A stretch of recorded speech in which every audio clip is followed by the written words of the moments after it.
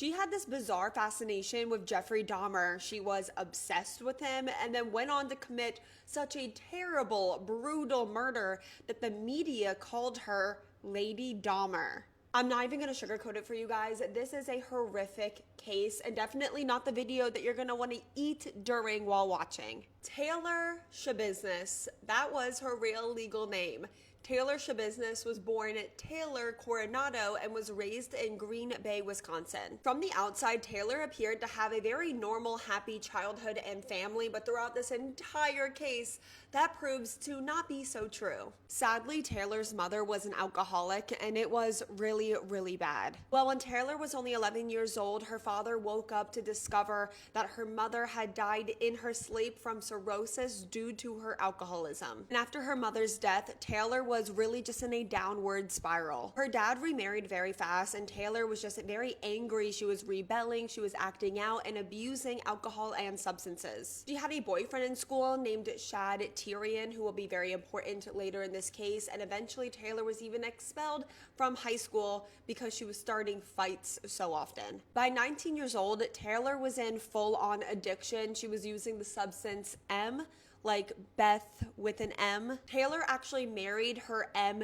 dealer, a man named Warren Chabot. And after she was married and went to change her last name, instead of taking her husband's last name and being Taylor Chabot, she legally changed her name to Taylor Schabusiness.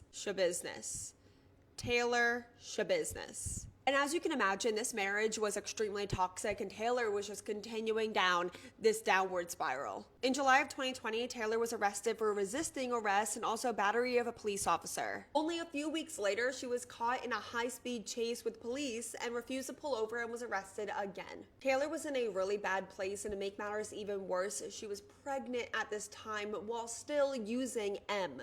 At 23 years old, she gave birth to a baby boy. Her husband was unfortunately arrested for dealing and was in jail. Taylor really wanted to turn her life around for her baby, so she moved in with her dad and allegedly even got clean. But then three really, really bad things happened back to back to back in Taylor's life. First, she lost custody of her baby, and then she found out that her husband had been cheating on her before he went to jail. And then her own father was arrested for SAing a 13-year-old girl that was a relative of his wife, and he was sentenced to 12 years in prison.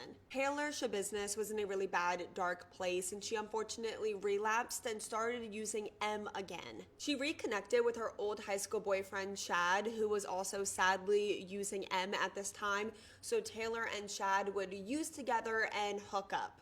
On February 22nd, 2002, Taylor and Shad were out partying and using with friends, and by all accounts, it was a normal, fun night. At some point, just Taylor and Shad went back to where Shad lived. He lived at home with his mom, and they kept using M and hooking up down in the basement. According to Taylor, Shad really liked it when she held him here on his neck while they were hooking up. Shad was wearing a chain, so she got on top of him and was pulling on the chain to restrict his breath until Shad was unconscious. Now, both of them were very, very much not sober. They had used a lot of substances that evening, not just M.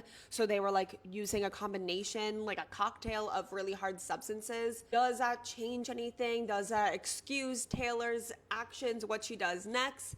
I don't think so, but let me know your thoughts. So while Taylor is pulling on this chain that is around his neck, she said that it was really fun and cool to watch Shad's face turn colors.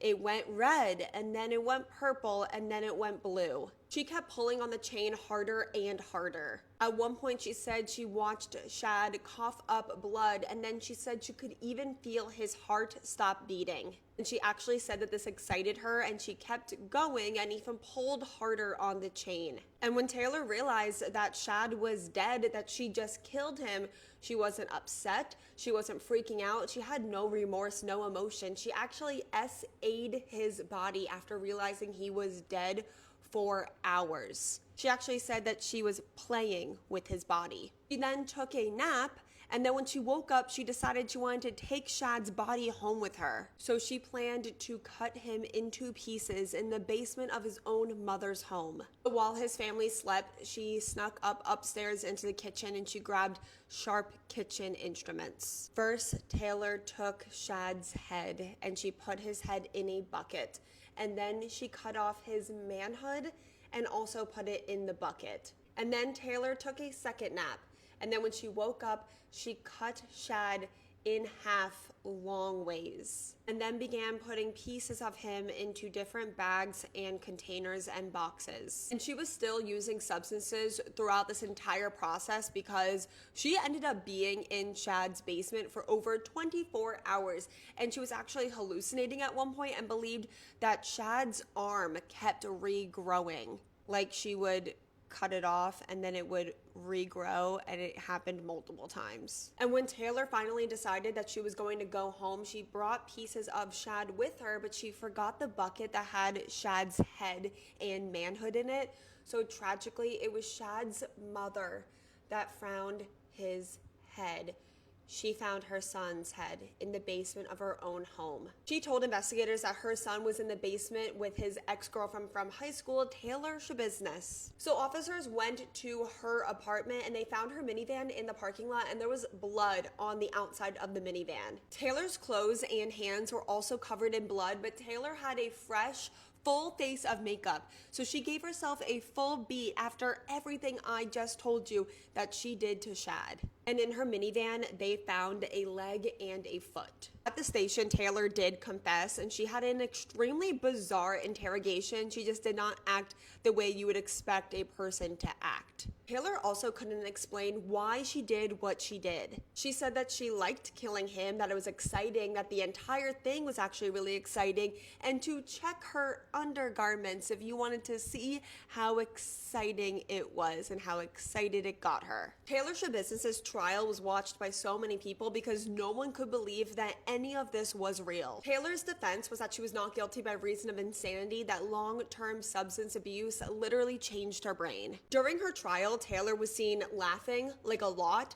Also, completely out of nowhere, she got up and attacked her lawyer. One of the most infamous parts about this entire trial was the inclusion of Taylor Shabiznes' obsession with serial killer Jeffrey Dahmer. She would lay in bed and take selfies with a photo of him next to her. She also made multiple internet searches regarding Jeffrey Dahmer, like Jeffrey Dahmer's butt and Jeffrey Dahmer walking all sexy into court. And because of how brutal and horrific her murder was and her obsession with Jeffrey Dahmer, the media actually coined her Lady Dahmer. It took the jury 1 hour to come back with guilty of all charges, and she was sentenced to life in prison without the possibility of parole. And this has been slightly controversial. It was even a bit controversial that she was even deemed competent to stand trial in the first place, but let me know all of your thoughts. I'm extremely heartbroken for Shad and his family. No one deserves to die like that, and no mother should ever have to find her baby like that.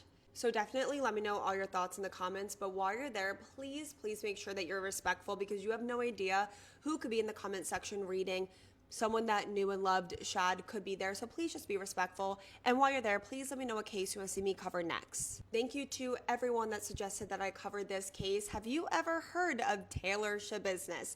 Let me know in the comments, and I will see you guys all next time in my next video. Please be a good person to your fellow person.